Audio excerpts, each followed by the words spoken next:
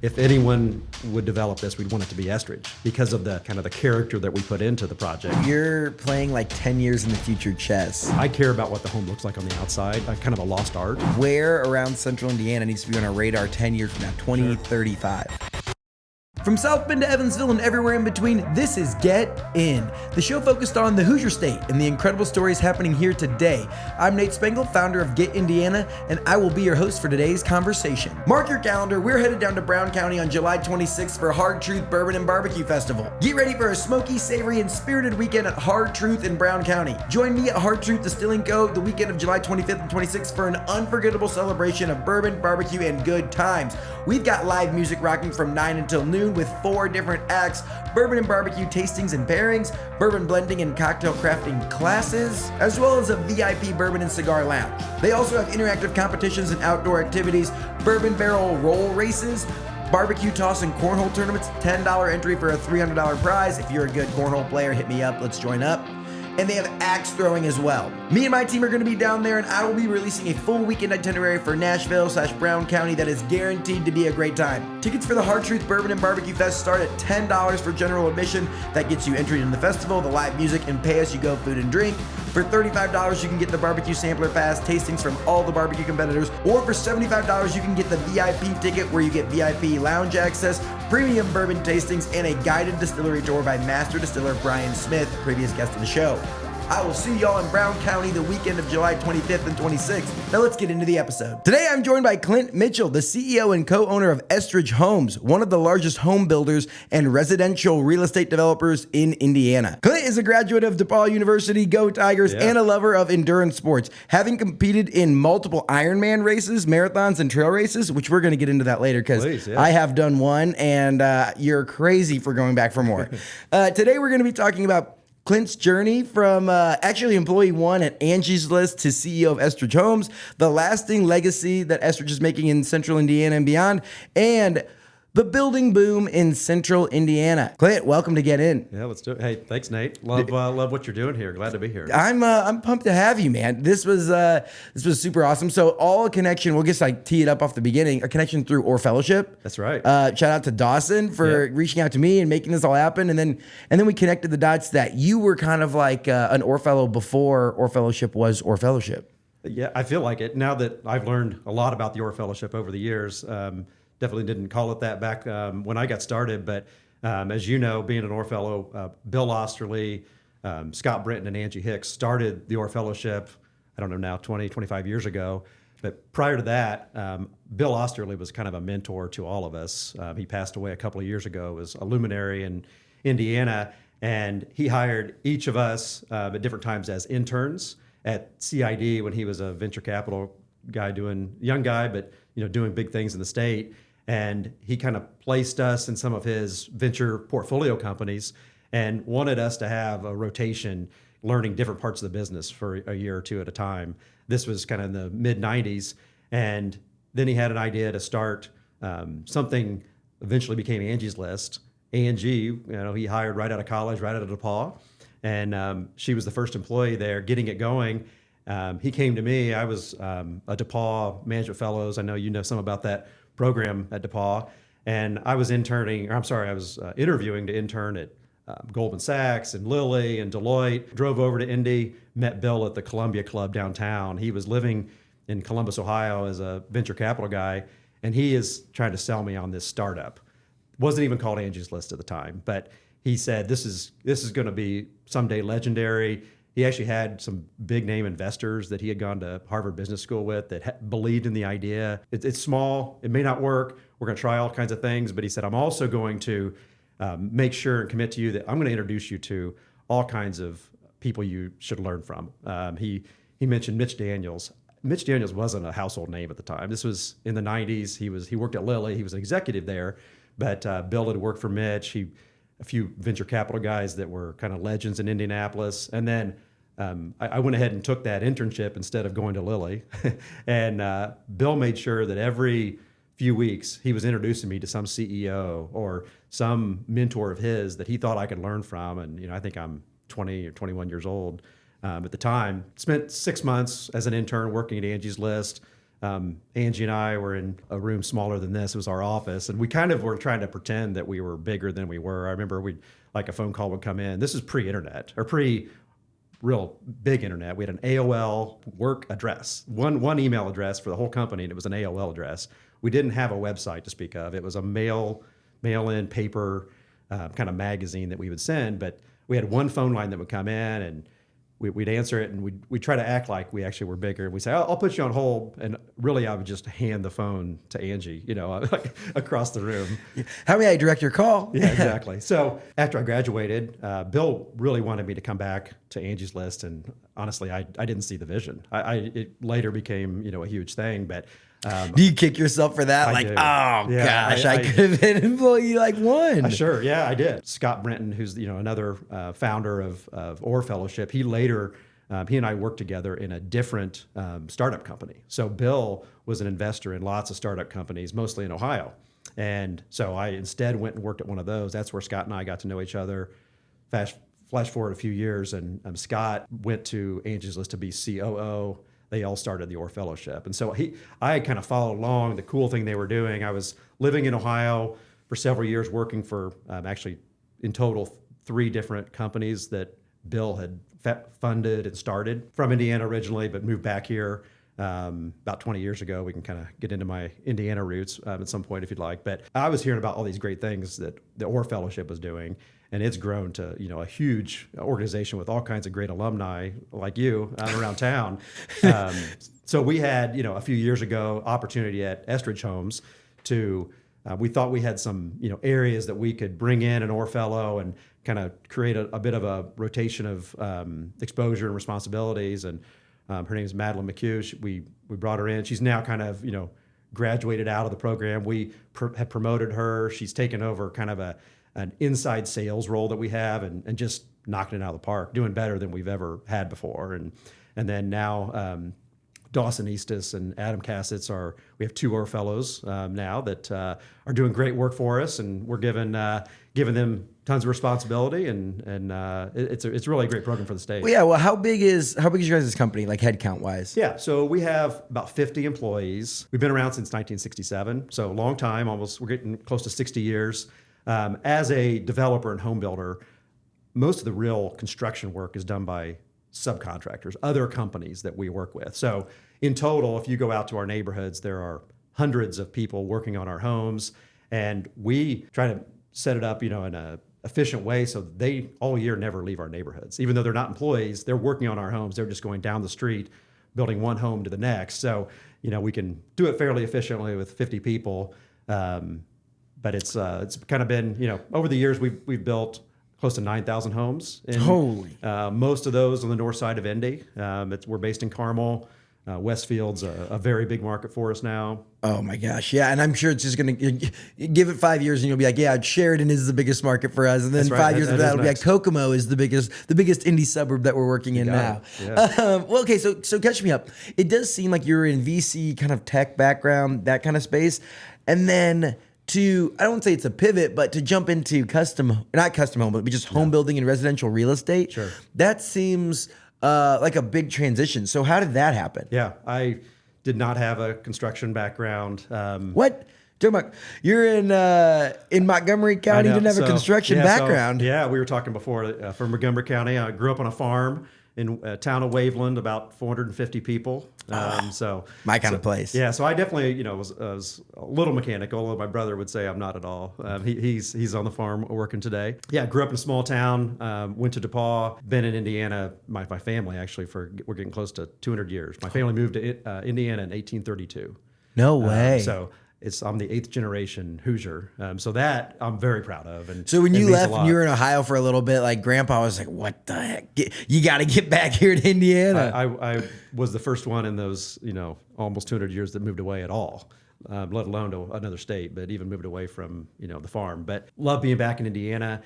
So as you said, I worked in kind of venture capital, technology companies, but I was really in kind of the commercial finance part of it. So we were specialty finance companies that were lending to technology companies, making investments, loans to technology companies. And so I learned how this kind of world that, it's not just banking or having a rich uncle who can back a company.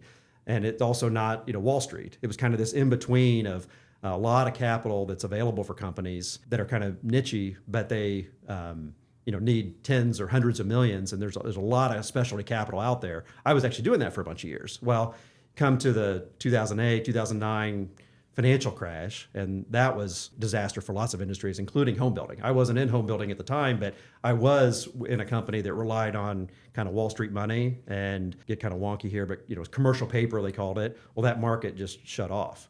And so we no longer could fund ourselves. This company actually ended up being, I think, the fourth or fifth largest bankruptcy ever in the country, because it reorganized, and I ended up leaving that company. And for a split second, I was kind of like, this is, really bad. I'm out of a job. I'm not sure what I'm going to do. But there were 4 or 5 of us that knew there was lots of need out there for companies that needed to raise capital. And this was, major recession, and banks weren't lending money. And so we formed a small investment bank. We basically were consultants, advisors, and we were going out there around the country helping companies raise capital. Maybe it was equity, go to kind of like non-bank lending, like hedge funds or, finance companies that would lend to you that was riskier type loans, but banks were totally shut off. Some of the banks were even failing. And so it turned into, actually, we were highly in need. And so we just started getting hired by companies to help them raise capital, maybe help them do an acquisition, help them grow.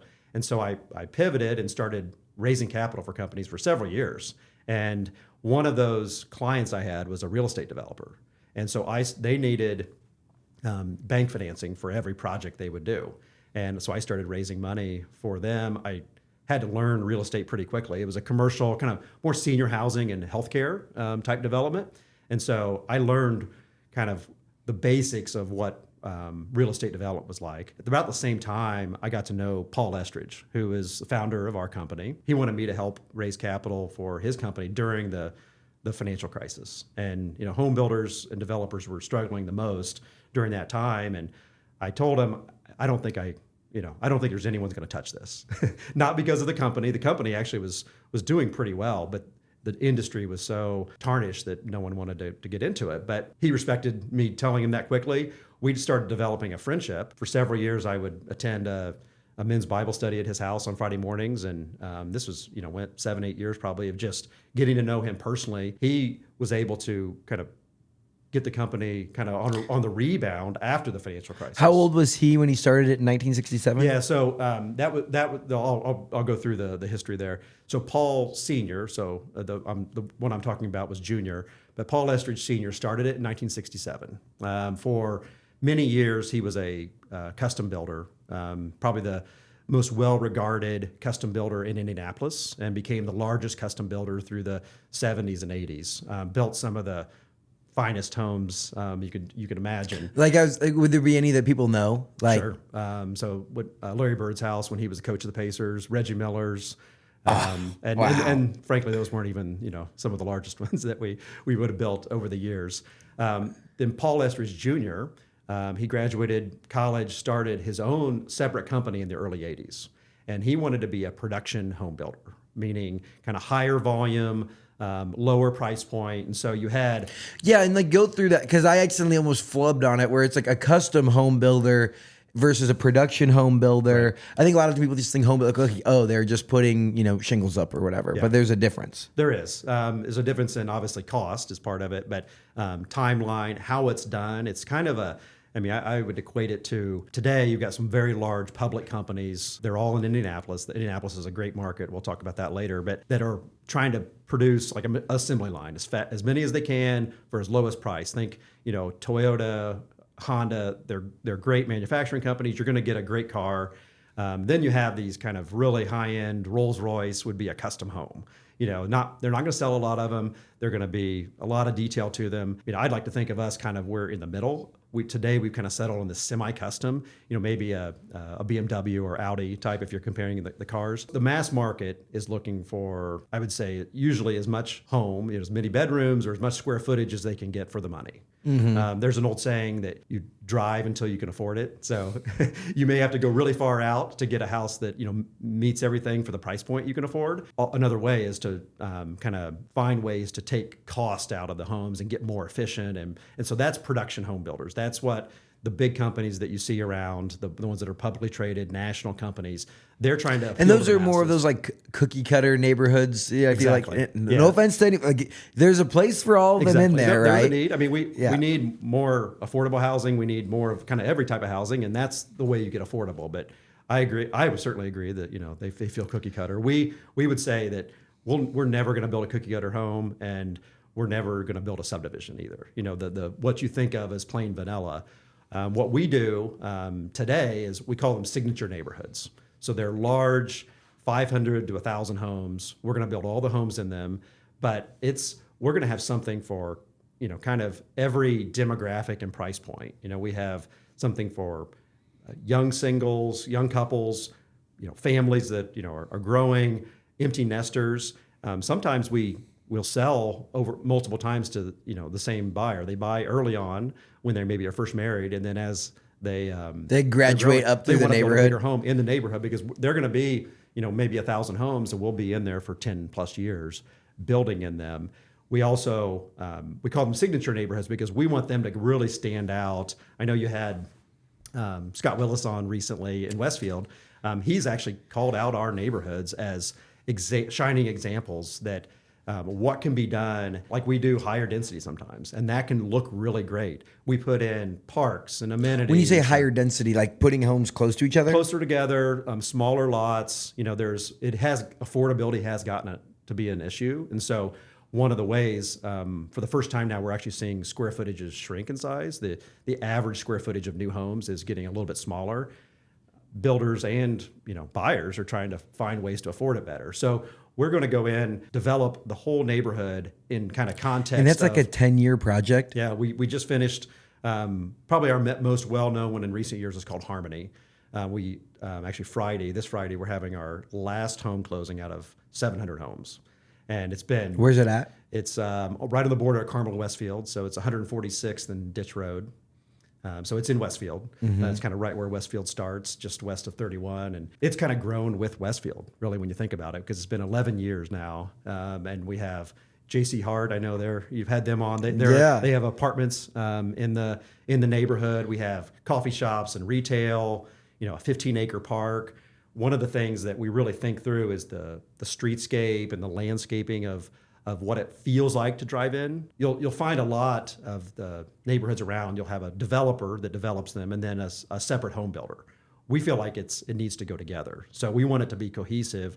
When we think about what the neighborhood looks like, we're going to kind of develop the homes that we want to build there alongside what the neighborhood's going to look like. Yep, I know exactly where this is. Yep. Yeah. Okay. So that was the first one that you filled up, and that was a 10-year project to get all 700 of those. So we have to get the land. We have to take, I guess, we're going to keep diving into this one, and then we're going to go back to the journey. So we're going to go deeper to then come back to the beginning. But take me through the process, right? If I wanted to go out and say, you know what, I want to build a neighborhood. Sure. How does that start? It's a long and expensive process. It's one of the reasons that nationwide we have a big shortage of housing, and it's a reason that home prices are so high and out of reach in some ways. So we have a team that's out there looking for land. We're trying to either go into what's the hottest area today, and we're also trying to think 3 or 4 or 5 years out, what's going to be the area that's ready in 3 or 4 or 5 years.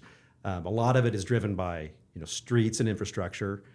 We have to have utilities, sewer, water, gas, all infrastructure. Those things. Yeah. For people who are wondering about infrastructure, you have to listen to our episode with Will Schuler.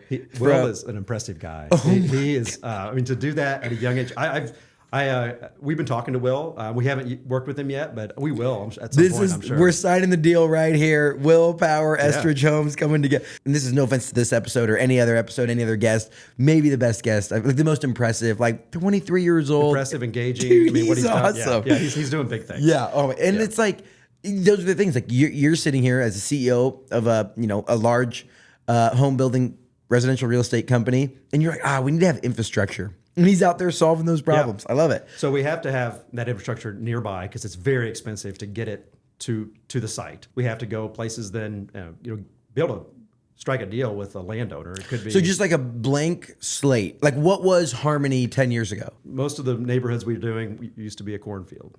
So that's the way Indiana is. Do you have any like family tension there where it's like, Clint is taking up cornfield and buying the farmer's land and turning them into homes? My family likes the work that I'm doing, and in fact, it's kind of funny. Back in, I had my first little taste of it. I didn't even think about this until now. When I was in college, my family sold a piece of their farm ground to a developer, and I actually in college was negotiating the deal with the developer, and so I didn't know anything. You're on the opposite side of the table. Yeah. So I got a little taste of it. that ends up being like one of the old school Westfield like residents. Their mentality is like they're ruining our small town, or There's some of that for sure. But then on the other side, it's like affordability. Like people want to live in the greater Indianapolis area, and it's like there's two sides to every coin, right? Do you build more homes because more people want to live there and come be part of this community? Or do you like hunker off and say, no way, no one's coming into our area? So, I mean, and especially those north side suburbs, I feel like Zionsville, Carmel, Westfield, there is just this like push and pull of like, do we grow them more? Do we hunker it down? I don't know. And we try to work with the neighbors on all those up front. It's a long process to go. It's called zoning. You have to go through, city council and this group called Area Plan Commission. They are determining what should get approved to go on a site. We do hear, I'm glad to say, from neighbors a lot of time, they're like, they see kind of the type of legacy. They know that we're a local private company, and they can talk to me, they can talk to anyone in our company.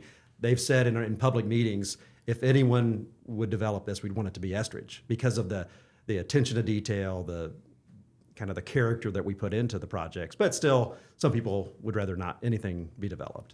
Yeah, some people just are. It's like I always say it's like Yellowstone when they're like, I'm the opposite of progress, right? Like no new developments in my city. The nice restaurants, the entertainment, the shopping, the things that they enjoy are only there because people have moved to the area. If you don't have enough rooftops, or even if it's apartments or single family homes, if people aren't living there, you're not going to get those kind of amenities that people like. And so it's kind of, I've been to a lot of Midwest small towns that are struggling. They would love to have people wanting to move there or to have some kind of growth. Developers actually are paying for a lot of the build out of a city like Westfield, for example. We pay parks fees and road impact fees for every home. So, the roads in Hamilton County don't have the potholes that Marion County does. That's because there's a lot of new construction. We pay fees every time to make sure the roads are good. In the last 5 or 6 years, we built 4 roundabouts in Westfield as the developer, and they're over $1 million a pop. So we're the city doesn't need to spend that because they have developers and home builders that are able to do that. So it's kind of like a nice thing for the residents that are already there are not having to pay for that with their taxes. But then that's the things that aren't like super publicized or whatever, of like, oh yeah, by the way, like that you have these nice amenities to thank, like you have the development and the real estate and all that stuff to thank for all these new things that have come to town. I get it. Developer, I joke, my co-owner, Rob McGraw, we talk about going into some of these neighbor meetings. We'll start off by saying, aren't developers the worst? I mean, everyone's kind of, they want to be anti-developer, but we're going to try to listen to the neighbors and compromise with them and deliver, a great looking neighborhood at the end. Okay, so we're going through that. Yeah, we're getting off topic. I love it. This is the best kind of podcast where you just like kind of just dive into the things you're curious about. So you have a team out there trying to find land. Yep. From let's say 10 years ago, that north side of Indianapolis was probably a lot more fields. Yep. Wherever you're going, you're probably looking for, those big plots of land. Once you know a spot, then what does it look like to get it to people live there? Sure. It's there's still lots of steps to go. Say we're going to buy it, but then we have about a year's time of all kinds of work before we actually close on the property. We have to go through the city council and propose the project we want to do, get that approved. It's an expensive process to get through all that. And you don't even sure that they'll even approve it. We don't know. So like how much, relative, like general numbers, how much are you putting up to be like, hey, we're going to even propose this to the city council? Probably minimum of $200,000, maybe $500,000. That's a big bet. And they could just be like, no. Yep. Yeah. They like, and we have to have finger on the pulse of what's going on. We have to have those relationships. And so we along the way, we aren't dropping 500,000 day one, we're going along the way. And if we feel like something about it isn't going to work, we may need to pull out. But there could be other things. We have to, do all kinds of engineering things like soil testing and, look at floodplains, and we have to know how much retention ponds we're going to need to put in, and while also engineer it all. Probably like customer demand studies. Like, is this a place that people want to live at? And if we get homes here, will they put in a Chick-fil-A down the street or like all those? Wow. So we've stayed very concentrated in the northern suburbs. So we know that market very well. As we go further out, we may need to do market studies and see, is there enough demand? Because we're building a higher priced home. We kind of never really got to the where we sit today, but we are kind of in between. You've got the large public builders doing 75% of the market out there. You got custom at the high end, and but they're only building 10 to 20 homes a year, $2 million plus homes. Great builders in town. We don't do that anymore. We used to. We've decided to kind of settle on this in between. We call semi-custom. For us, that means $500,000 to probably $1.7 million, $1.8 million. It's a wide price range, but our average price this year will be about $800,000. Which, like, it's so funny. I saw like maybe a reel of like when you were growing up, what you imagined $1 million home looks like, and then you like see what $1 million home looks like now, and you're like, damn, I thought there'd be more. Because it's just so. The demand for housing in Central Indiana is so berserk. The costs have gotten crazy. The cost just to get to a lot that you can build on is extremely expensive. I mean, you might be $200,000 easily into just the lot before you even start the house. Yeah, and it's like you guys have to put up $500,000 before you even get approval to go get the financing to buy the property. Yeah. So those costs just get like segmented out throughout each and every step along the way. So when we're successful, we get through all that engineering, and we have city council say, yes, this is a great project. We get it approved. We'll close on the property. Then we're out millions of dollars to buy the property. From there, and is that like a deal that would be like financed? So like you have to start like, okay, we have debt on 1,000 acres or whatever, and so like you're already starting to like take hits to pay off to service the debt. Yeah, there's interest costs. We try on the land itself. We don't put very much debt on. We're trying to be conservative. We don't want to have too much debt, and frankly, the banks aren't going to be They aren't as aggressive on land. They're more aggressive on what we call vertical financing, which is building the homes themselves. But land development's considered more risky, and so we actually go to outside equity investors to do that. We've tried to, we've learned a lesson from the great financial crisis that a lot of builders, frankly, went out of business and never came back. And so they had 5 years worth of land tied up in the company, and if that land went down in value, they were toast.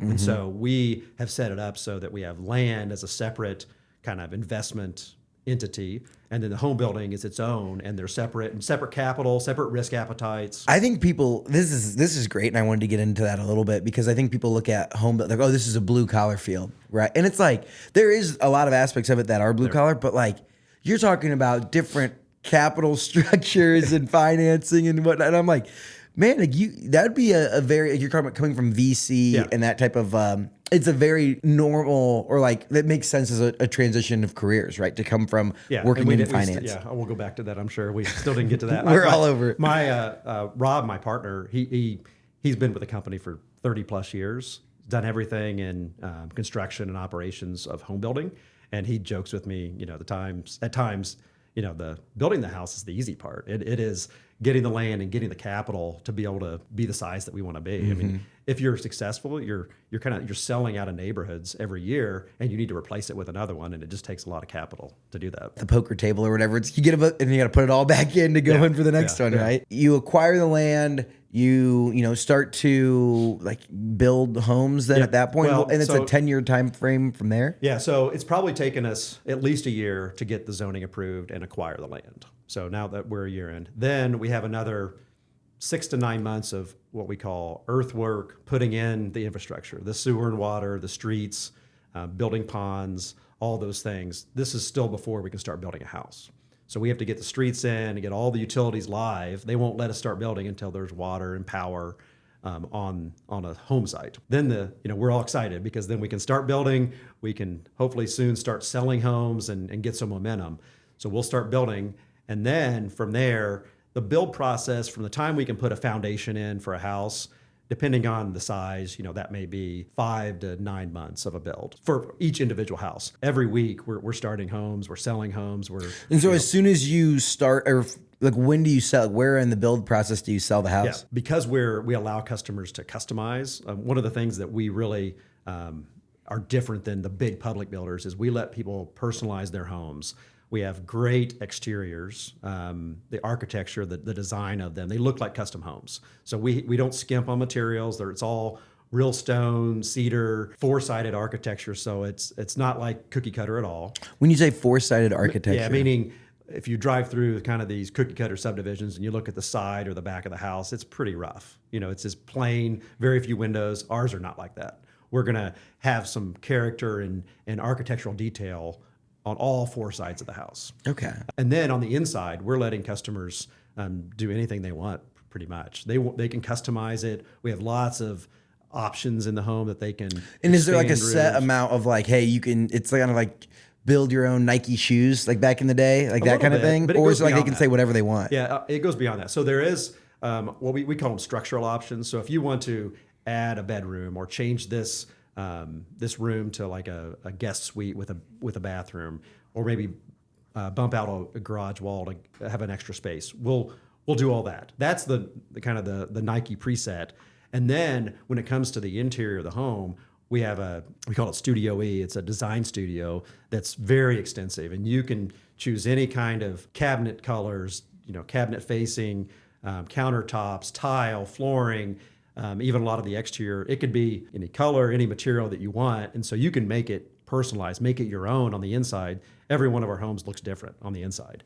So that's where the real creativity comes in. Of course, there's cost to that. And so people built multiple homes before. We have some that are on their 4th or 5th Estridge home, believe it or not, over the years. But a lot of them have come from maybe a big custom home, and they're downsizing, but they want something just as nice with all the detail that they had in their custom home, but they want it, half the size. Mm-hmm. Because of that, we have a lot of people that want to build from scratch and sort of customize their home. So we'll start selling very early in a neighborhood and let people choose everything they want and build their dream home. What's the hardest house to sell in a neighborhood?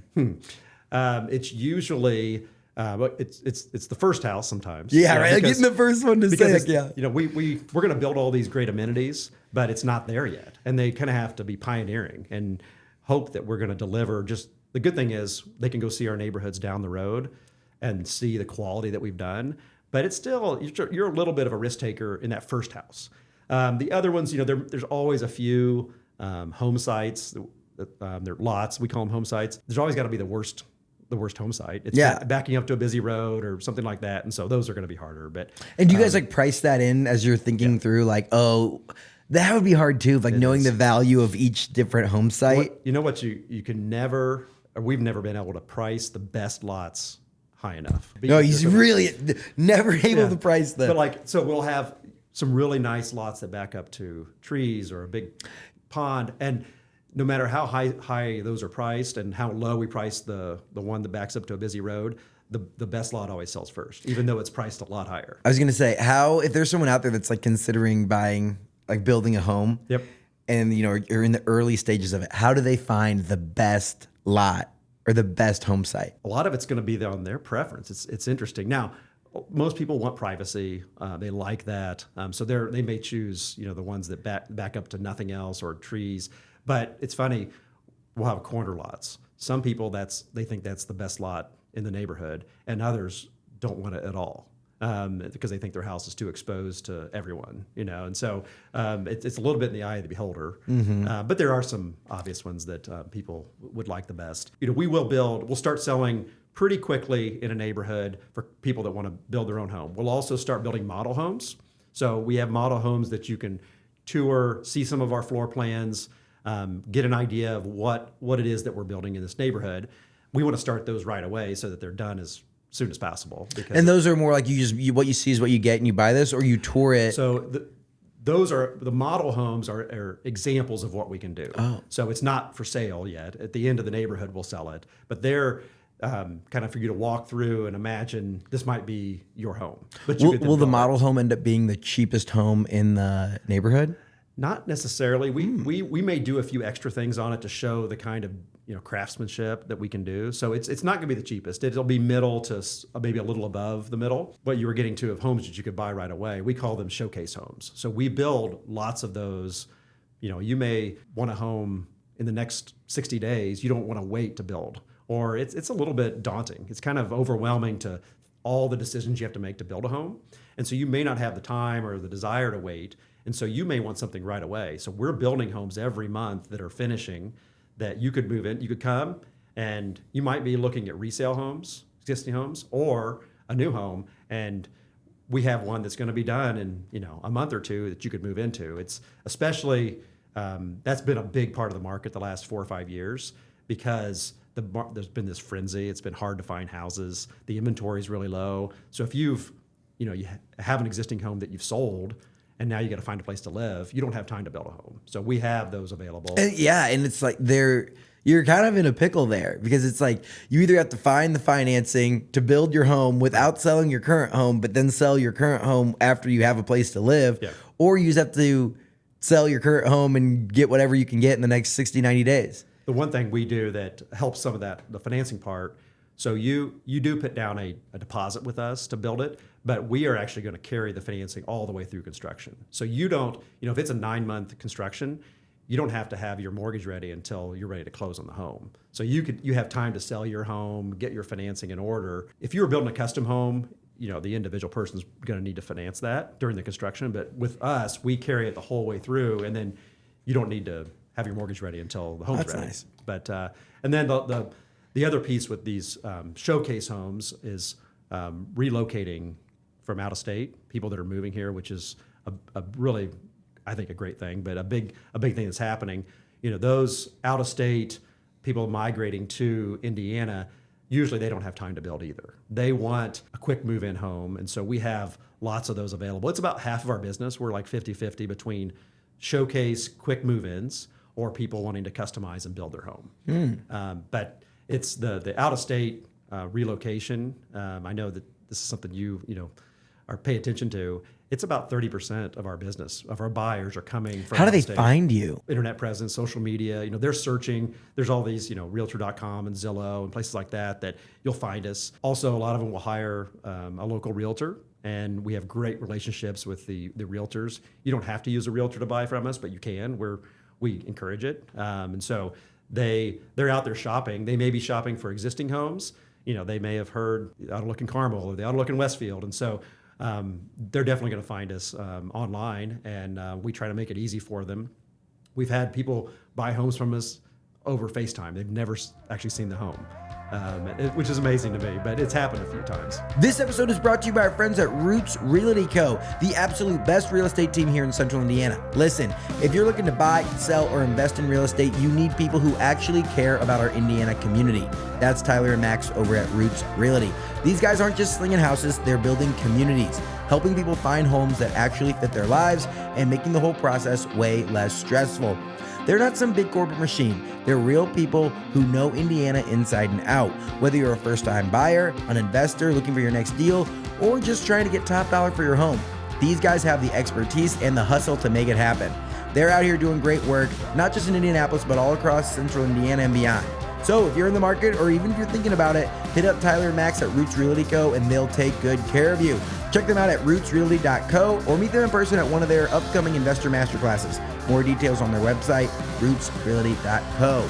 Let's get back into it. That is, the biggest purchase of your life. And you're like, Exactly. it looks, but that's just the world we live in today. Yeah. And it's great. So the build process, you're talking 9 months for earthworks, 9 months to get like a home ready to go. So from start to like home sold, looking at, what is that, 36 months or 3 years? Until we get home sold? Until we get any revenue. We don't get any money until the home is finished and we close it. And so putting in all that. And do they usually build them in phases? Is that how you guys kind of do those? A whole neighborhood will have, like our newest one that we're opening, or we opened last year, is called Midland.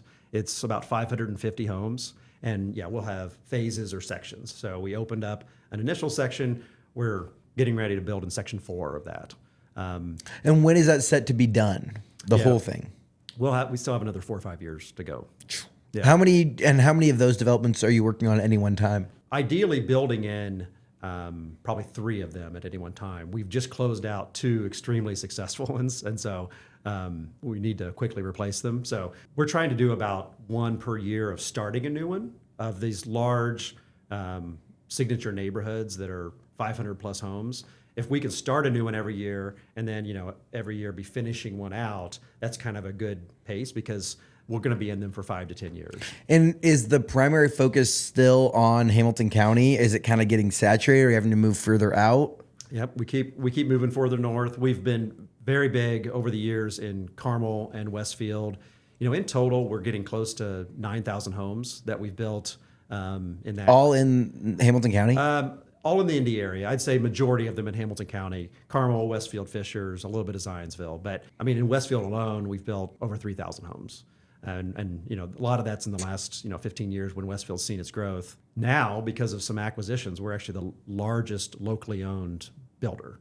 But in relative terms to the space, you'd say smaller than like the public builders. Yeah, exactly. But we're big for locally owned in Indianapolis, but the public builders are much larger. But with all that said, because we're so hyper focused in Carmel and Westfield, we've built more homes than any other builder over the years in Carmel and Westfield, which are great places to be building in. Obviously, the public builders have gotten so huge, and a lot of private builders didn't survive the last crash. I was looking up some stats the other day. 20 years ago, there were 14,000 builders in the country that built more than 100 homes a year, more than 10 homes a year. Now there's only 3,000. So it went from 14,000 to there's just 3,000 builders. And the top 10 builders in the country make up over half of the market. We all talk about the housing shortage. Part of it is I think there's not enough builders out there that are trying to address it. Well, because it's not an easy thing to get into, right? It's like if I wanted to go out and start a production home company, it's like you'd have to have friends with lots of money, be very, very financially smart, also know how to build homes. Yeah. So you can't just go out there and put up a subdivision, right? Yeah, that's not... The size is hard, and land is getting harder and harder. We're competing all the time with the public builders on buying land. I don't feel like we don't compete very much on selling homes because their homes are quite a bit different than ours. We're certainly higher priced, and we're not really going after the same market. But when it comes to land, we are often looking at the same land. Well, how do you win that? Like, what's the differentiator? So the biggest way, and sometimes we don't, obviously. We're not going to win all of them. If it comes down strictly to price, the public builders have way more capital than we do, and they can probably pay more. But there are a lot of owners. It could have been a farmer who's owned it for 100 years, or someone else in the community. They want something really nice to go on their property as a legacy. And the ones that we end up doing, they look at our neighborhoods and they say, I want Estridge to develop something here because it'll be of the lasting quality that they want. They don't want it to be this cookie cutter subdivision.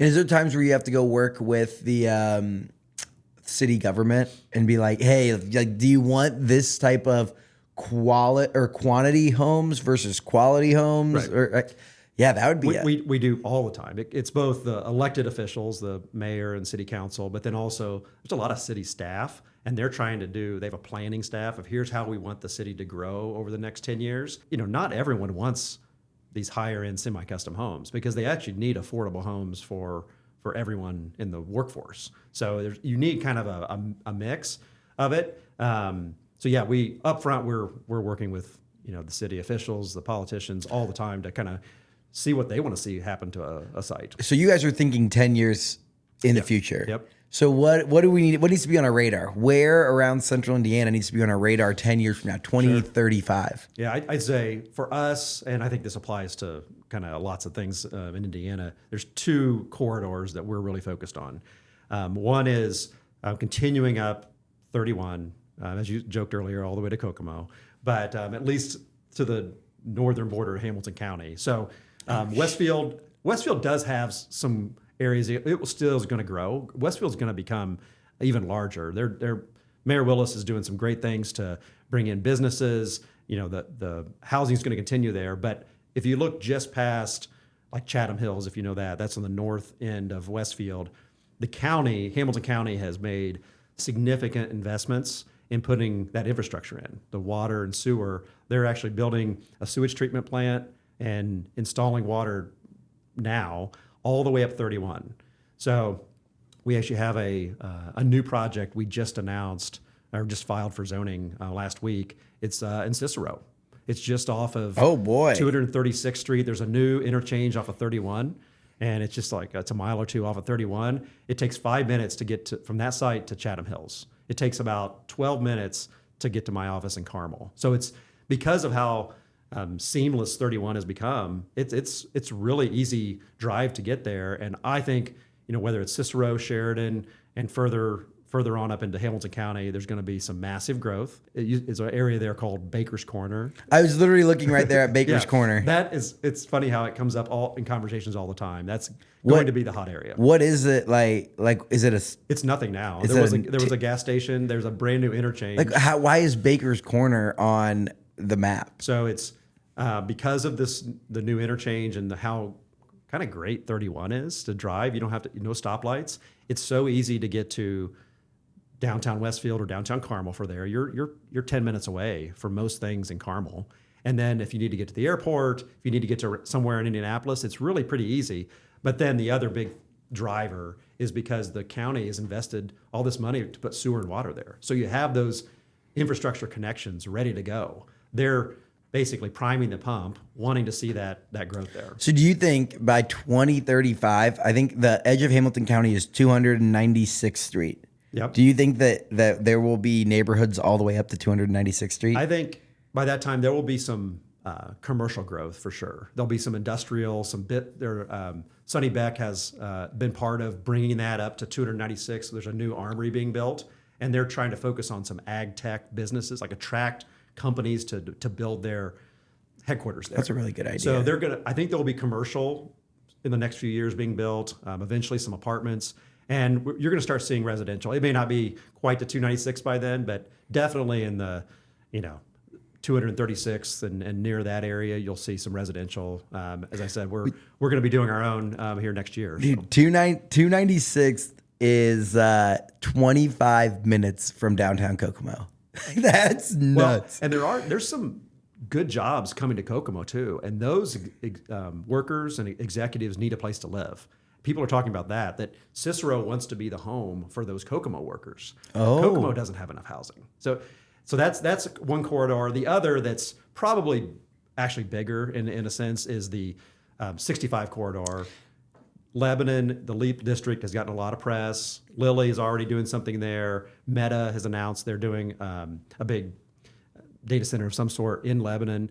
And then if you go on up to West Lafayette, that whole corridor from downtown Indy to West Lafayette is going to be a massive boom. We're already seeing kind of a frenzy in Lebanon, which is not much there yet in terms of housing. But some of the public builders are starting to build there. This has been in the news quite a bit. There's a pretty major water issue that Lebanon has. They have the state put together this LEAP district that's going to attract these massive companies. Well, they need housing for those employees, but they don't have enough water to service all the businesses and housing that's already coming. So the state's working on solutions, and it'll happen. It's probably delaying it by 2 or 3 years. I was like, what do you do about that? Like, just route a river over there? Well, yeah, there's been some public fights about they're trying to bring it from Lafayette and the Wabash River, and of course, residents there didn't like that, and so they're finding alternatives. There are water treatment plants to the south and even towards Westfield, and they're bringing water. It's just an expensive proposition. Yeah. I was talking with a national housing economist. She visited Indy and I took her around our properties, she said Indianapolis is experiencing what the rest of the, especially West Coast, has been experiencing for years with, water being difficult, things getting more expensive. Indianapolis is still one of the top, probably 3 or 4 most affordable markets in the whole country.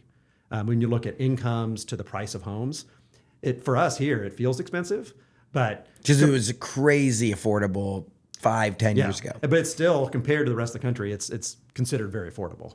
That 65 corridor we were talking about, though, so Lebanon's going to be a big area. Whitestown already has a lot of growth that's happening. We have been looking a lot in West Lafayette. So I don't know if you've been paying attention much there, but obviously Purdue's doing great things.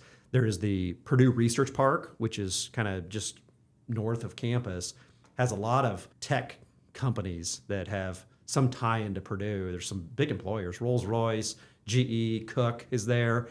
Last year, there was a major announcement that was made, a company called SK Hynix. It's an AI chip company. They're spending almost $4 billion building a plant there in the Purdue Research Park. They're going to directly employ 1,000 people of high-paying jobs.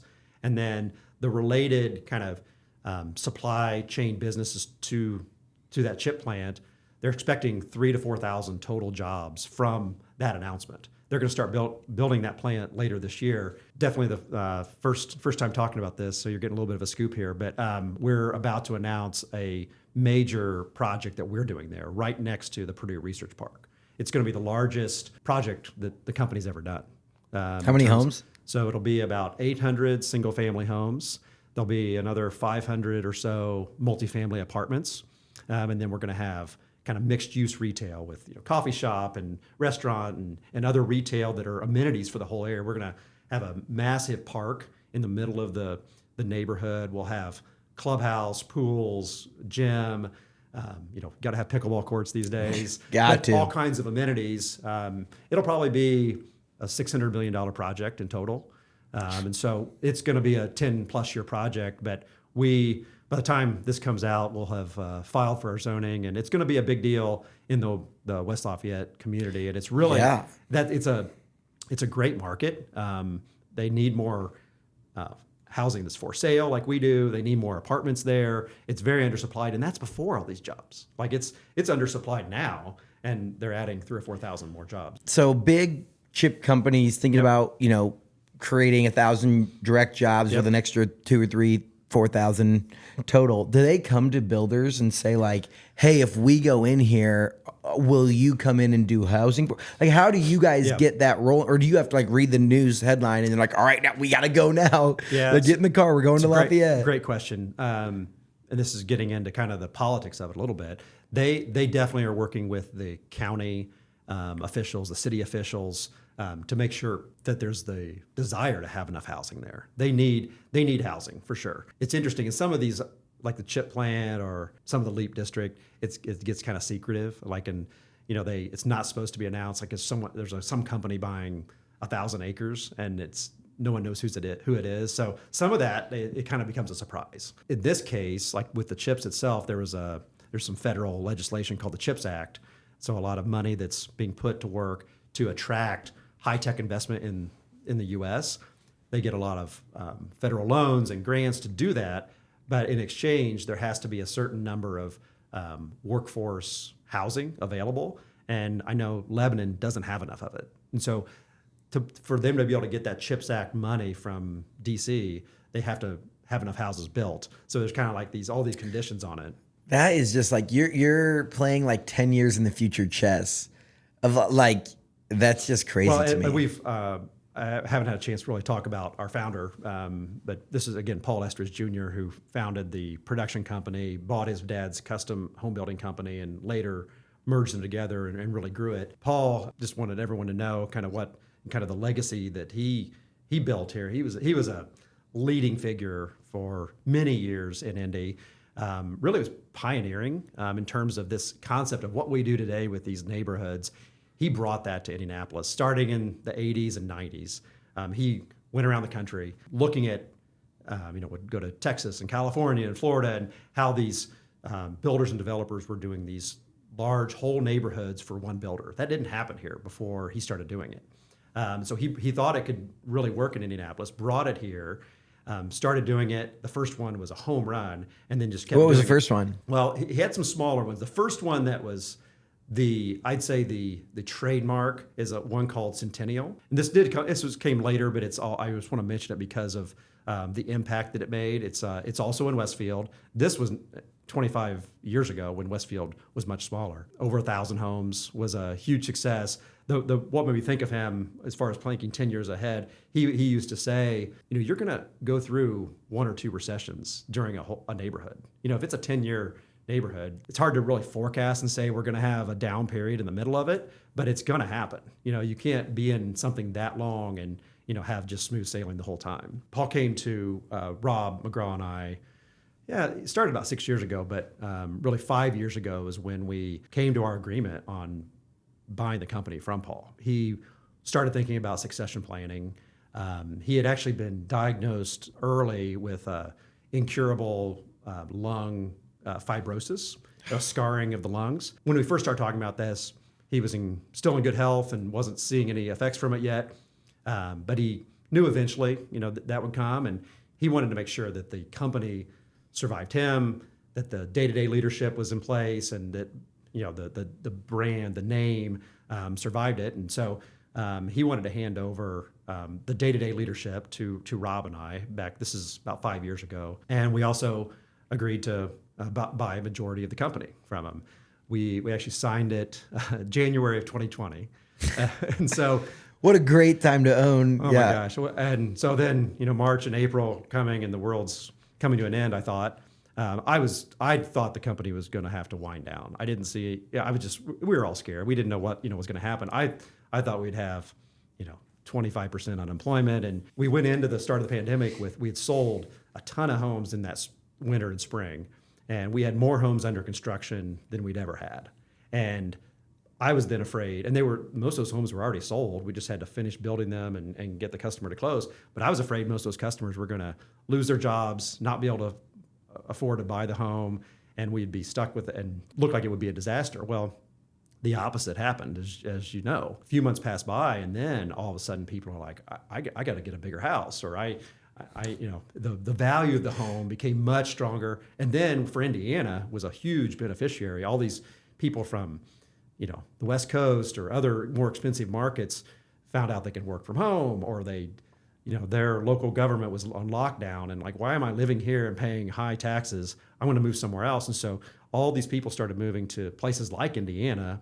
And so we started seeing an influx of demand. It was the first time ever in the history of our company that we couldn't build enough homes. It's like for a short time, we didn't have to worry about sales. We couldn't get supply chain, supplies, labor was tough, costs kept going sky high. Mm-hmm. But selling the homes was really not a problem for a couple of years there. And so it went from thinking that we may be out of business here soon to things really took off. Yeah, it's like when everyone's sitting in their house or they're like a little apartment and they're like, gosh, dude, if I have to do this for another year, I'm gonna need some elbow room. Yeah. Yeah. Okay, so that's 2020, and then you and Rob have been Rob. The co-majority owners since then.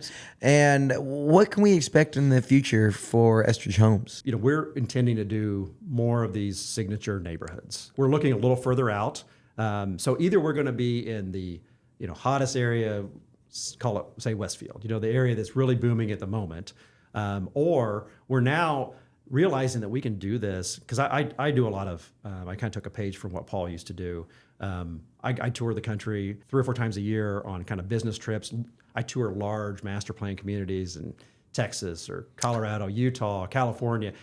The scale there is way different. I mean, those are 5,000 or 10,000 homes. We're doing 500, but I can get ideas for how they're doing it. One of the things I've seen is sometimes they're going much farther out than we would ever think you could. But if they're large enough, they can build the amenities that people. It's a lifestyle of living. You basically there. build like a small to medium sized town. Yeah. You have the retail comes with it, all the parks and amenities, and people want to live there because it's a great lifestyle, even though it's maybe a little bit further away. Is there a neighborhood if you could just copy and paste and like move to Indiana? Like where would it be from? So Yeah, there's a few that come to mind, but the one that definitely stands out, there's one called Harvest. It's in the Dallas area.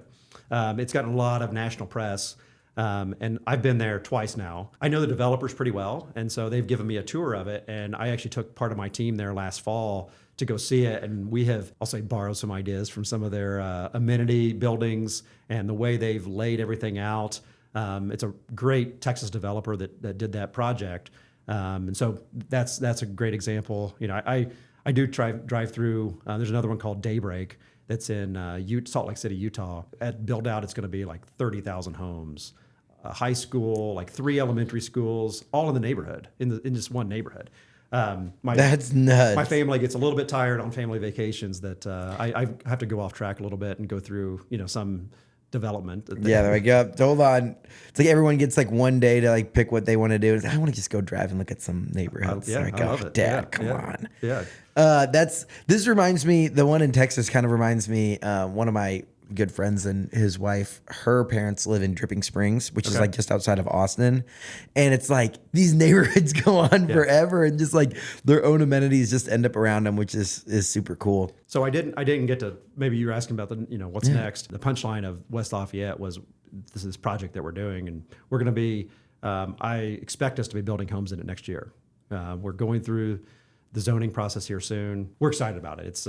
It'll be the biggest one we've done. And so we're looking for those. And then, like I said, just looking a little further out, and we'll be, hopefully about one every year, you'll see us announcing and starting. So if I wanted to go acquire Central Indiana real estate to be like near where somewhere's up and coming, where should I be placing my bet in 2025 to maybe reap some rewards in 2035? Sure. You'd probably have to go, further Hamilton County. I'm gonna be the king of Arcadia here soon. Yeah. The only problem with that is you're competing against Sonny Beck, and he's got more money than you do. I know. That's fair. I don't know that direct area is very hard because of him, and he's a great businessman and kind of luminary for the state. Oh, yeah. I will say for us, the land prices, it's hard to find what I would consider as a good investment. People think that homes are overpriced. Well, land is very high priced too, and we're kind of just holding our nose every time we're trying to buy land. But it's kind of the cost of doing business. But it's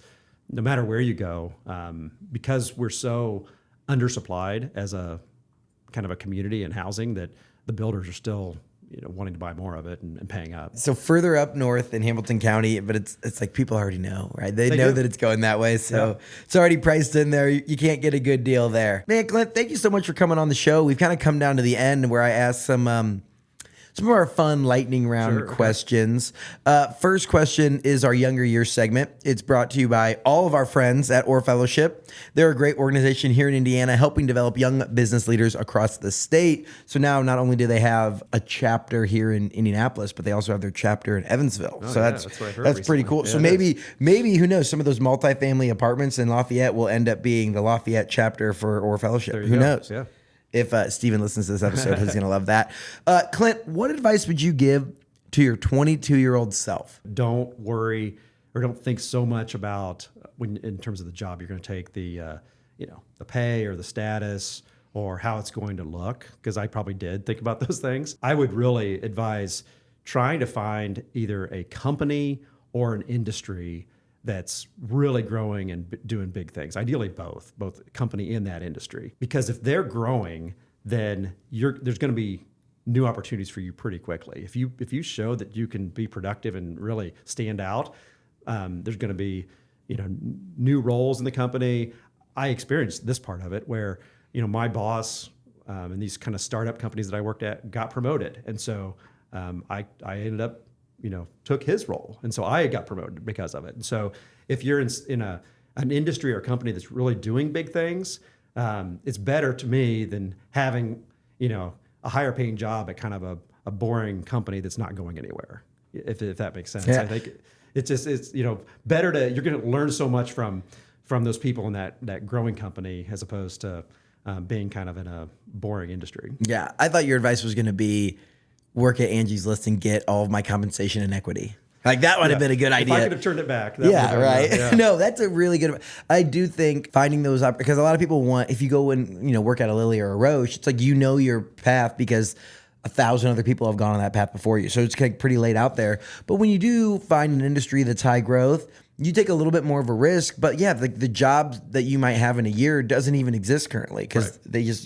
make the space for good people. So I love that. All right, now we're going to get into our lightning round. What's your favorite home feature in any of the homes you guys have built? I am very much sticking to the curb appeal, the architecture. We go around the country, hire the best architects in the business. So I care about what the home looks like on the outside. It's a kind of a lost art, I think. And so we put a lot of emphasis in that. And so that we have different architectural styles, but they're all authentic architecture. You have lots of different things to choose from in terms of styles, but we try to keep it fresh. So I care a lot about that. The other thing is outdoor living. It's become very important. That's where you can really customize things and create, whether it's kind of your backyard or patio space, do some really cool things and create privacy. Even though the homes we talked about earlier that might be closer together, we can build a lot of privacy. That's really what people want. Not everyone needs a big yard. They just want to be able to have a private space. Living outdoors has become a lot more appealing. We try to put those into our public amenities, but then every home has some dedicated space that you can have. You can actually spend quite a bit of money customizing those and making it really nice. So I bought my house back in 2019 and it was it's 4 walls and a place to live. And I love my house. But now I'm thinking through what kind of architecture, curb appeal? So if you had advice for anyone that wanted to up their curb appeal this spring, what would you say? Most impactful thing you can do for the money is paint and landscaping. Get that top notch. My own house, I don't live, I haven't built a newer home. I someday probably will build one somewhere. I may even do a tear down in downtown Carmel and do something, who knows. But when we bought an older home that was built in 1983, we totally changed the exterior look of it. We kind of ripped the front off of the house and brought it in a little more of a contemporary feel. So you can do some dramatic things, but you don't have to. I mean, a little... one thing that's really stylish now, and it could look dated at some point, but right now popular is painted brick. So you see a lot of old houses that were red brick or brownish brick, and they're painting it, and it just brings it up to, makes it feel really contemporary and a totally different look. I mean, I drive through some older neighborhoods with painted brick houses, and it makes a huge impact and doesn't cost a lot of money. That's a good way to up your curb appeal a little bit there. Landscaping. That's my next venture. Is I have to learn how to keep stuff alive. Holy smokes. Okay, so you've been the CEO now for 4 years. This is going on 5 years. When you think about leadership, is there some good leadership advice or a book that you've gotten recommended that you would recommend for others listening? Couple things. I mean, I think I've tried to make in the last year or two intentional removing myself from a lot of the day-to-day and really focusing on the growth of the company, kind of that 5 years out, making sure we have the land and capital, spending a lot of time just on our people and our culture, making sure that they have the resources they need. We talk all the time at our company, the right people in the right seat. The right people meaning, do they meet our core values? We're a mission-driven company, and we have core values that we care a lot about. It doesn't matter how talented someone is. If they don't meet those core values, they're not a good fit. And then when we have the right people that we want to be with, they believe in doing the right thing like we want to do, are they in the right seat?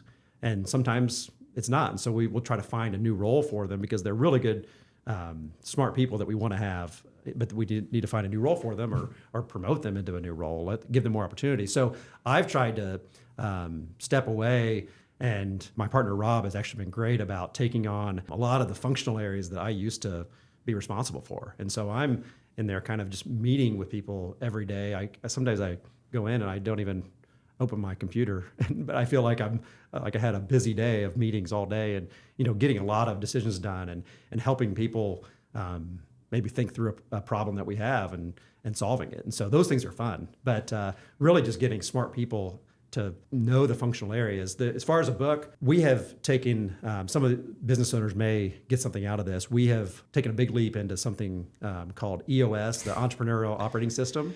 There's a book, Traction was kind of the popular What's your rock for the quarter? We just met on them, and we set our rocks. Our company rocks is which I'm most focused on, and they're big rocks this time. I'm gonna tell you. So we have a couple of them related to getting these projects approved that I alluded to. So that's a hard one too, because it's so reliant on other people. Oh, yeah. So you got to keep going, because it's not just like when any goal is like that, when it relies on other people's approval or other people's, input. It's like those are hard to make your thing, because there will be times where I can't put any more effort into this, right? So you know something about EOS? Yeah, I was at Powder Keg, which was a tech startup, and we were implementing EOS kind of like as I was on the way out to go do that. It's just me and I actually just made my first full-time hire. He starts in June. So I'm not quite, I got to get more traction before I start to implement traction. Yeah. It's actually locally owned now. There's a local private equity group, Firefly Group, who owns EOS and that whole, their conferences, their system. It's great. There's a great team in town that you should meet. No, I need to get them on the show. We need to talk about getting this implemented in businesses. Amazing. Well, these are the same 3 questions that I ask everyone who sits in that chair. First is, what's something the world needs to know about Indiana? When I travel around the country, people are talking about Indiana.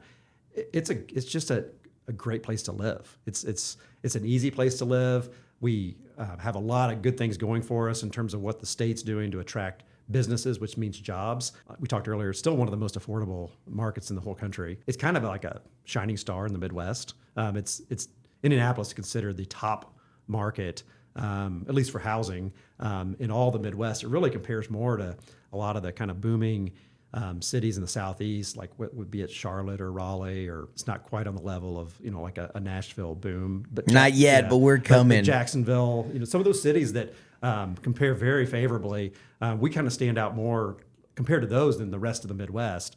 I kind of see I think the Midwest, with everything going on in the world, is going to have a renaissance. I think climate change is making people move out of some of the coastal areas. Insurance rates are so high. Property taxes or income taxes are high there. We've got it, pretty good, and you can live a good life. We don't have a lot of traffic.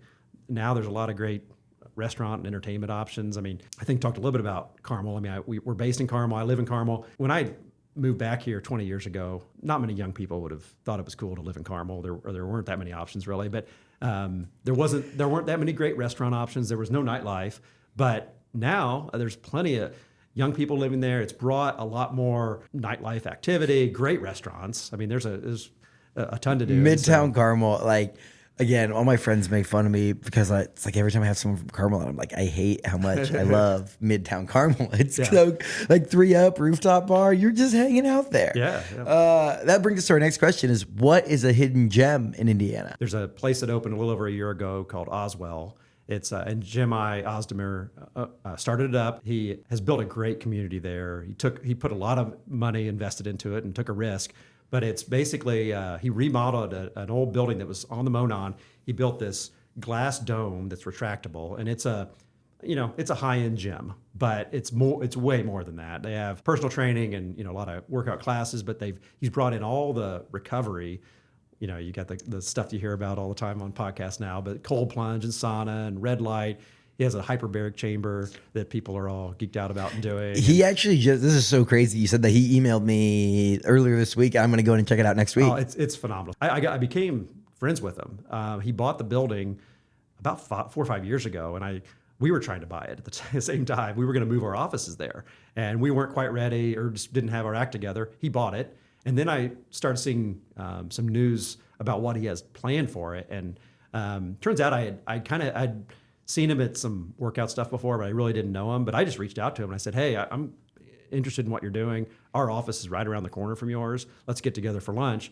So I started hearing about it. And then I was like one of his first members when he first opened last December, like a year and a half ago. I'm there almost every day. There's a kind of a lounge area that, after workout people are, staying there for a while working, and it's just a great community he's built. Depending on when you go, you might see, a couple professional athletes or business owners just kind of. I'm going to find my next guest when I go up there and visit it up. Yeah, I'll probably see you. There we go. I love it. That's a good hidden gem.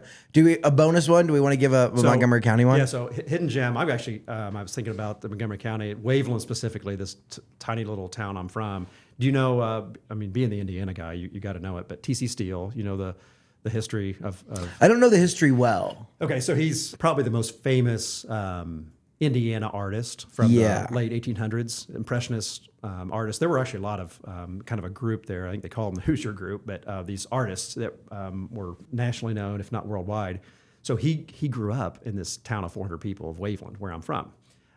When he was like a teenager, he got kind of noticed as a great artist and had these Indianapolis businessmen as kind of patrons that would pay to have him do artwork. They actually paid to send him to Munich, Germany. This is in late 1800s, to go to art school to learn from the greats of the time.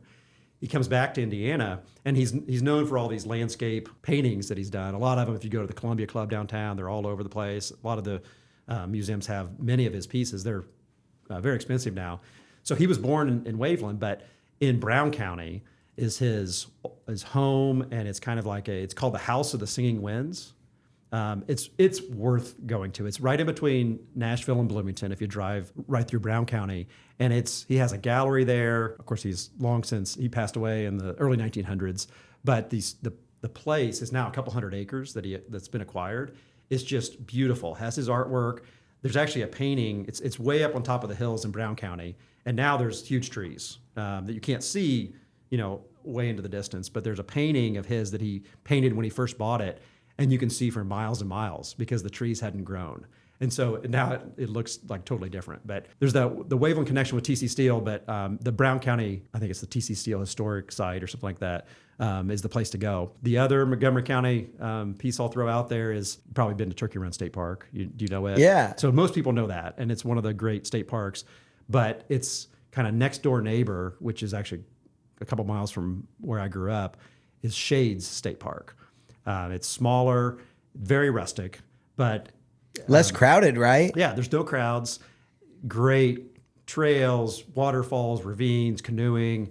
You can camp there, but there's no, I don't think there's electricity. It's just primitive camping. It's just as good or better for hiking and all the nature as Turkey Run, but with less crowds. There you go. It's a hidden gem. That is a true hidden gem. Yeah. I think if you go on the Indiana State or Reddit, our Indiana, that people say Turkey Run gets all the love and is really well known. But if you want the nature experience, you need to go to Shades because there's less people. I'm deep down a rabbit hole of how much does a TC Steele painting cost? It's not cheap anymore. It's not at all. I think I saw one 15 to 30 grand. Yeah, there's your entry point. Yeah, there's some 3. The House of the Singing Winds looks check it out. Amazing. It is. That's like a painting. Yeah. Wow. I need to go on a deep dive. We're gonna go look into the man, the myth, the legend that it was TC Steele. That's right. Clint, thank you so much for coming on. We have one final question for you. This is where you get to share the love a little bit. It helps us find who our next guest might be. Who is a Hoosier we need to keep on our radar? Someone who's doing big things. The person I thought of was the founder of Oswell, the place that I was mentioning in Carmel. Jim I. Ozdemir is his name. Like I said earlier, he's brought in lots of great people, created just a fun, great community there. I think he is beyond the Carmel side. He's going to be doing big things. I know he's been approached by lots of people about expanding that concept. People have wanted to franchise it. I don't think that's in his plans, but I think he's going to end up doing more of these, and he's got some secret sauce that really is making it work. So keep an eye on him. I love it. Great stuff. Well, hey, appreciate you coming on, talking to us all about the building boom in Central Indiana and all the great stuff. Since 1967, you guys have been building homes in the greater Central Indiana area. I think it's awesome. I'm excited to see the projects in Lafayette and in Lebanon come to life, and see what how far north. We're gonna have to do a 10-year reunion of this episode and see man, now we're in Kokomo now. That could be where we're at. So appreciate you and keep up the good work.